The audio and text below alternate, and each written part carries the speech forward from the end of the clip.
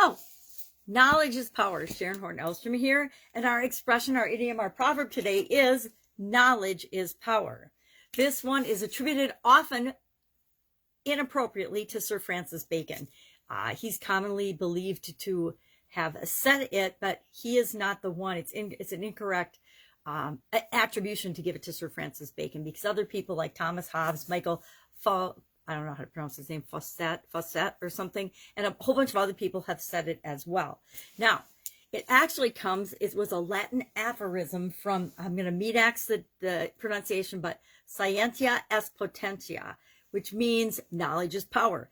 But education can increase one's potential, but it doesn't guarantee you're going to get knowledge, right? How many of us know somebody who's gone to college, yet they actually came out with no more knowledge than before they went in? They came out with experiences, but they didn't necessarily equate to knowledge. You might have gotten a degree, but it doesn't mean they're really qualified to do anything or anything more than they were when they got out of high school.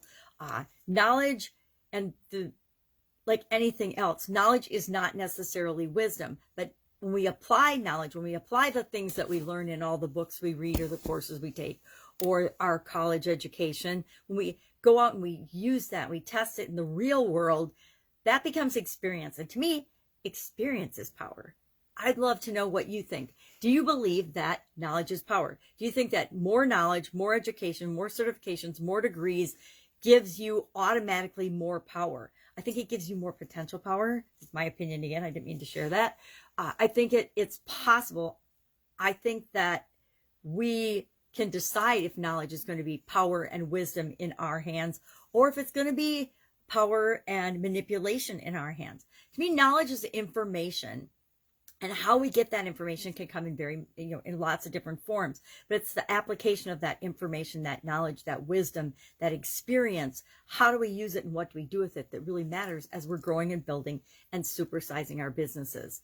I'd love to know what you think. Do you, and it's your experience, been that knowledge, higher education, more knowledge, acquiring more knowledge is power? Or is it really access to information equates to power? I think of people in different positions or in different organizations, and in different organizations that I've been a part of, different functions had varying degrees of power and say-so in the business, depending on what information and how much power they yielded in the organization. For example, one company I worked for, sales was really, really strong. And kind of whatever sales wanted or did, everybody else in the organization figured out how to make what they need and wanted happen.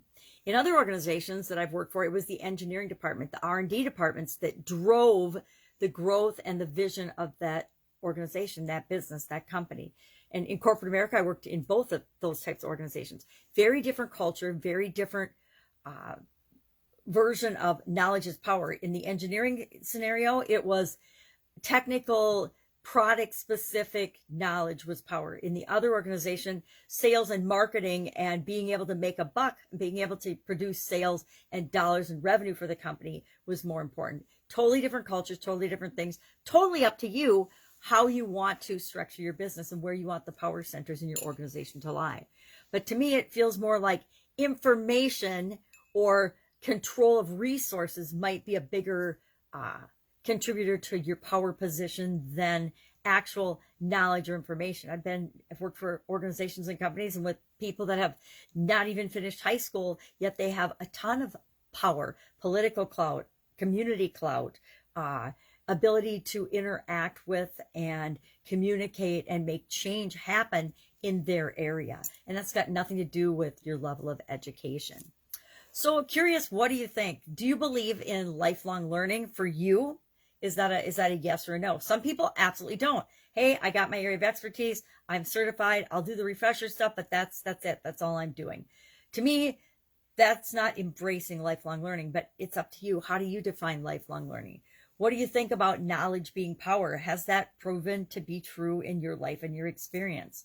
I always ask myself with respect to my business, what do I need to be learning? What do I want to be learning? What problems am I looking to solve to get us from where we are to where we want to be in our organization? And it's always, what's the next problem? Because as soon as we solve one, another one is going to pop up. I think when I came to terms with that, when I realized that change was inevitable and we were always going to have to change, so we might as well embrace it, that business became a lot less stressful and a lot more fun. And business is my game. Business is play to me these days. So curious about your thoughts and feelings about knowledge. Is knowledge wisdom? Not necessarily, right?